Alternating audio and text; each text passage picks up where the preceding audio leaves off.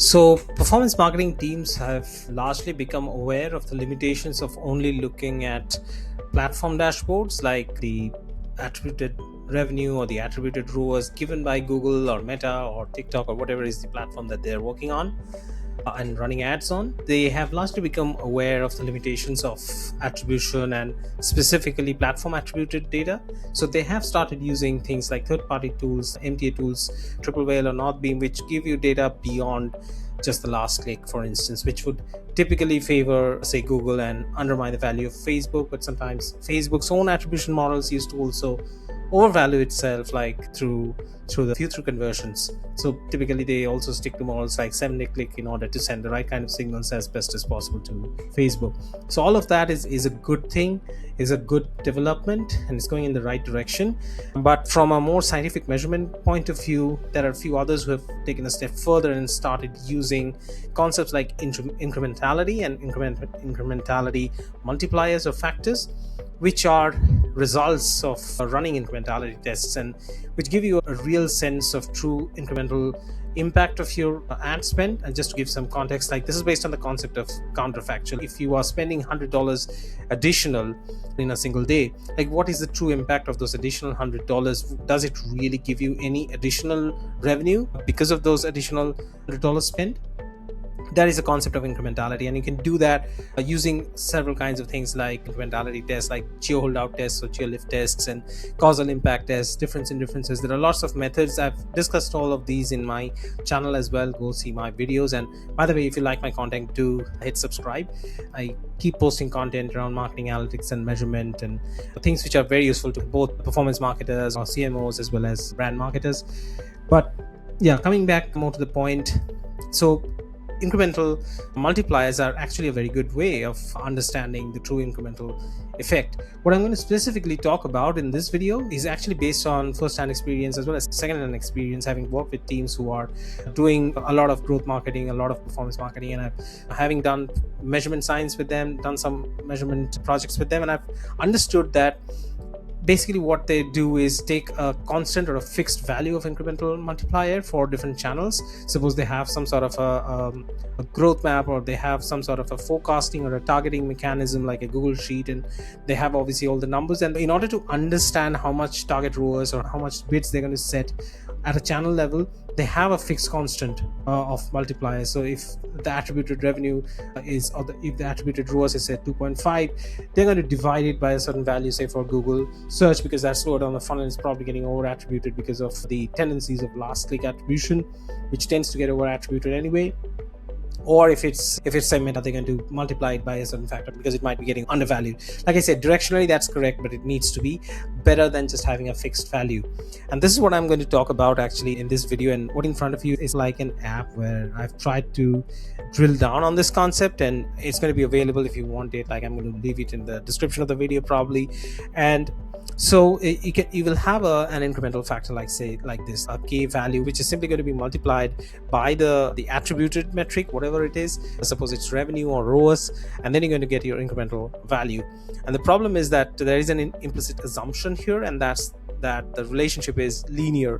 Double your spend, double both attribution and incrementality proportionally. And so yeah, the assumption pretty much falls flat. It falls flat on its face because of one structural problem here, that the assumption is that platforms are attribution silos.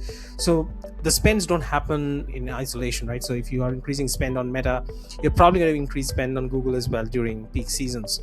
And the increase in spend in Meta is actually going to have a halo effect, a positive effect on Google spends as well. But it's also going to have another effect, because if you look at what's written here in this part, that during low spends you typically have relatively higher, your reach is going to be relatively of higher intent and exclusive audiences, because it doesn't yet go into the complexity, start facing the problems of overlapping audiences. But that problem is really going to become a genuine problem, a real thing that you actually have to deal with, and marketers deal with all the time. And that's when you start getting the capping problems. And in econometrics or economics terms, and you must have heard of this already, S-curves and all, and basically it's a concept of diminishing returns. After a point, what happens is saturation starts setting in, and you are not going to be able to do the same thing. Like you cannot just keep spending anymore, and if you keep spending, the spends of course are going to go up, you're not going to get any incremental return. So that's where you will have to understand, and this can actually vary, and you cannot just have a fixed constant like how much is going to be the ratio of incremental and attributed revenue. That is basically going to vary. That's not going to remain static. That's the whole argument in this video that I'm making, and this is from experience as well. So what I will point out is the two limitations. The reason why this does not really remain static is because spend, of course, like we have just discussed, if it spends beyond a point, or if the spends keep increasing, then the incrementality factor, the incremental multiplier, is also going to change. It's not going to remain static. It's not going to remain incremental at the same level. The second thing is the time, seasonality, and what time of the year, and generally speaking, the demand varies at different times of the year. So that natural variation or that natural seasonality, these things will actually also matter. So the incrementality factor, I've seen that month on month it just is kept constant. That's not a great idea. The third thing in this is probably also closely related to it, is the influence of one channel on another, which we just started with actually the discussion.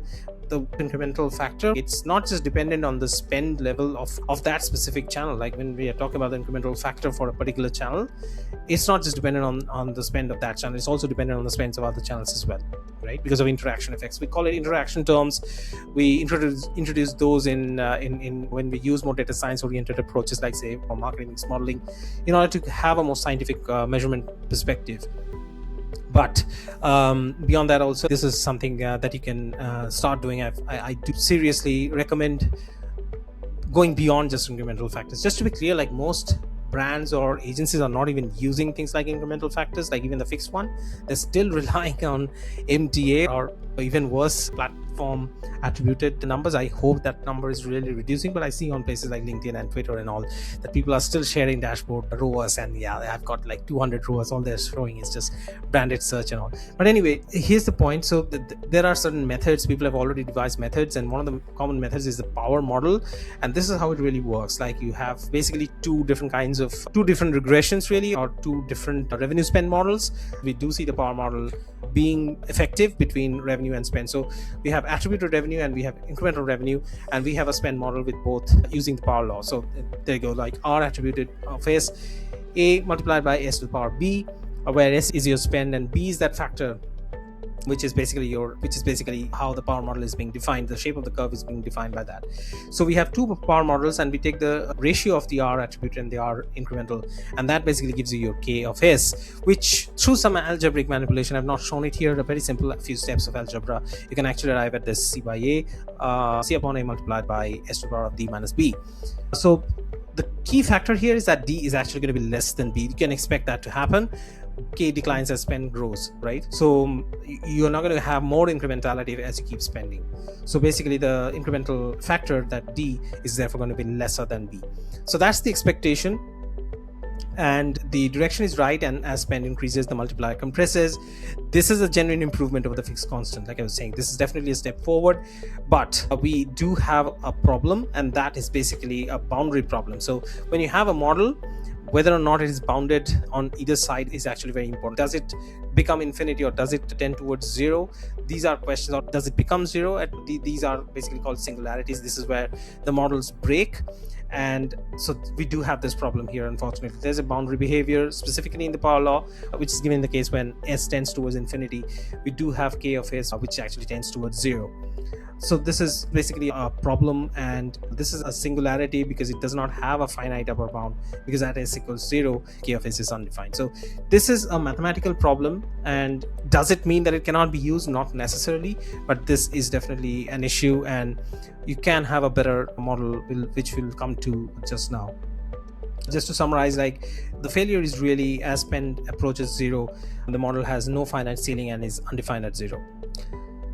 So what we're going to propose instead is you can actually use something called the hyperbolic model, and the hyperbolic model actually is very commonly used. If hyperbolic is something new, you must have heard. If you have heard of and not hyperbolic model, let me clarify that you actually know about this already, and that's because you must have heard about either the Michaelis-Menten hyperbolic form. Just the word hyperbolic may not have been known to you, but you must have heard of Michaelis-Menten, or more specifically the Hill saturation curve, which is the most general form of it. So the hyperbolic model that we're going to talk about, which is an expression of the Michaelis-Menten form, is basically a special case of the Hill saturation curve. So we are taking into account saturation. The reason why we are taking into account a saturation function, like we have mentioned at the start, is because it is dependent on spend, right? You cannot just keep increasing spends and expect that things are going to just remain as incremental as they always were. It's ultimately going to start tapering off. It's ultimately going to start saturating, and that's basically what the diminishing returns really gives. So this is the form. This might be familiar to you if you are familiar with the Hill saturation. Otherwise, this is basically it. It does have a maximum value which is given in the numerator, which is given by k max, and then you are dividing it in the denominator. We do have a decay rate which is given by lambda, and we have the spends. So 1 plus the spend multiplied by the decay rate. So that basically gives you your equation, and then from that, once you're done with it, once the calculations are done, you also have a very interesting property here, because 1 minus lambda is like your half saturation spend as well, the spend at which k is equal to k max by 2. So these are some of the functions, and ultimately the incrementality, like again, this could be daily, this could be weekly, but in this case we're talking about daily. So daily incrementality is really daily attribution multiplied by that factor, and the 7-day rolling average spend.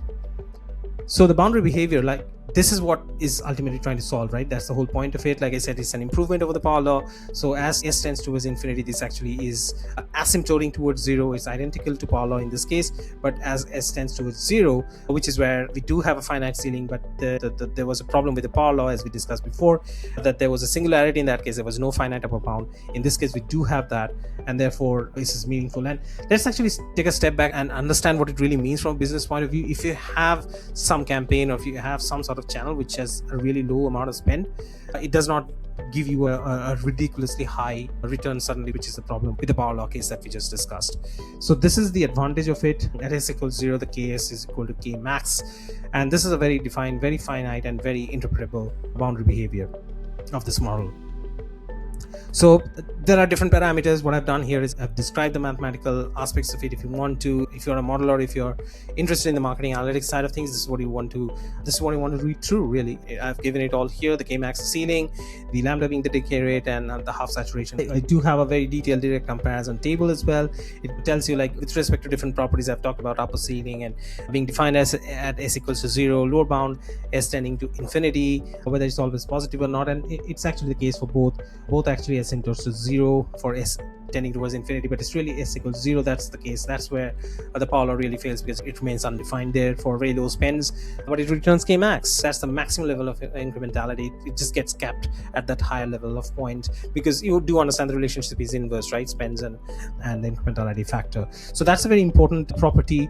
How the parameters get estimated, there is an element of non-linearity in both, and therefore you do have to resort to NLS, which is really non-linear estimation methods.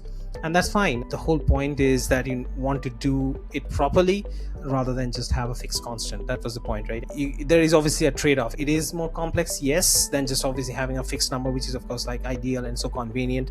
But unfortunately, convenience doesn't always mean that it's correct. And that's the whole argument that I'm making here. So the parameter interpretability is better in case of hyperbolic, like I was just mentioning.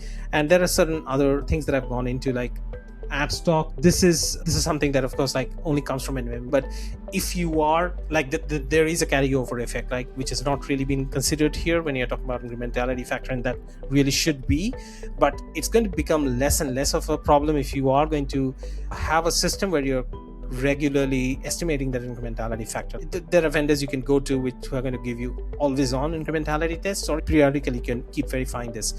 Then Just to give you a visual sort of intuition of this, I've given different kinds of channels like say non-brand and PMax and Shopify, FB Shopify, brand search, different kinds of channels, and you'll see that this has already pre-decided Kmax, which is a multiplier ceiling, the maximum value that the multiplier can really go to, and the decay rate. And this also has a pre-decided value, suppose, for non-branded search, and it completely makes sense if you think about it, like why these values have been set at these values. But if you want to just if you just want to vary it, you can do it here, and you'll see that at different thresholds, like at 10k per week, at 50k per week, how the incrementality factor is also changing, right?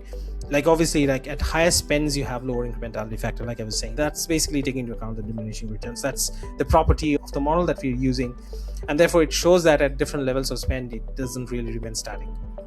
So you have the Kmax ceiling, which is given by this dotted line here, and you have the hyperbolic function, which is given by this one. And you can just keep changing the channels, and then see that different preset values are there, and accordingly you'll also see that if you keep moving around the Kmax value, for instance, or if you keep moving around the decay rate, you will actually get different values of the incrementality factors as well. So this means that this model has to be run, this model has to be in place and actively present in order to give you the right kind of incrementality factor. So here we have used just as a concluding point a 7-day rolling average in spend, but yeah, that's a reasonable assumption, I think. So the whole point here is that it's a great step forward when you're using incrementality multipliers or factors, even if it's fixed or constant. So just take heart from that fact. It's not there, this is not meant to demotivate or demoralize you, but this is also to make you aware that there are other possibilities, that you can actually still make more progress, that why actually stop at just having a fixed constant when you can do even better, and that there are modeling approaches that you can actually adopt, and that you can leverage, adopt, and simply make better decisions based on the dynamic nature of marketing. Marketing is so dependent on external factors, right, on exogenous variables, and you would want to take those into account, and you do not want to have a constant value when it really should be changing with respect to the exogenous factors as well. So this was the whole idea, and I think this has such a direct business implication, because this is something that on the basis of which you're going to be setting bids, you're going to be setting target ROAS, you're going to be setting all kinds of bid strategy related things, and you would really want to be as sure as possible within the limits of visibility. If you want to discuss how this kind of tests need to be done, how you can actually create a framework without spending $10,000, $20,000, or $100,000 in over a few months with a large vendor, there are better alternatives to do this, burning a hole in your pocket. So if you want to discuss that, do hit me up. I'll leave my LinkedIn links in all my YouTube videos as well. Do get in touch with me, or do you even drop a comment if you have any other questions. If you want to get into a discussion, I'm always happy for good conversations. But that's it for this video, and I hope you enjoyed it. I'll see you in the next one. Thank you.